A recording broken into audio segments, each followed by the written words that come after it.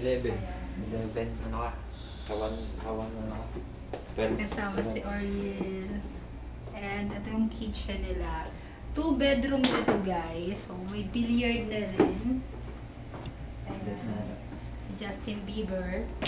Yung CR nila nasa front lang. And meron silang malaki. Yan ang gusto ko dito. Ang daming mirror. Para sa OOTD check. And yung mga paintings nila. Ay, gagi man yung sukat ko. Parang gusto ko ganitong setup ng bahay. Tapos simple lang, yung kitchen nila, ayun. Andun yung bilyaran, pwede mo ilipat. And then, ito yung isa sa mga room. Ito yung room ng kids. Ayan. So, may bed na rin yan sa ilalim. And then, punta tayo dito. May aircon din tayo. So, welcome! Ayan. So, para makita nyo yung outside world. Ayan. So, ayan. Para lang makita nyo lagusan. Ayan. Ang ganda donya ka dito, B. Tapos, ayan. Ayan. Pangarap ko lang siya lala, pero kita mo naman ang bait ni Lord.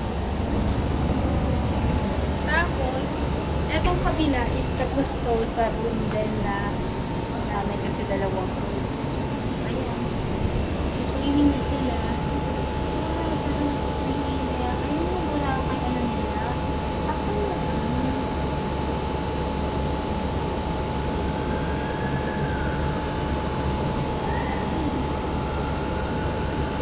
Hanapin natin mamaya.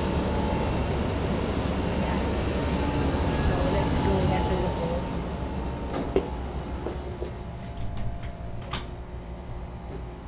So, libutin pa natin. Dito naman tayo sa kabila. Uy, Oriel! Umupo ka, Oriel! Pagkamahiya. Mag-ready na kayo kasi mamaya maliligo na tayo.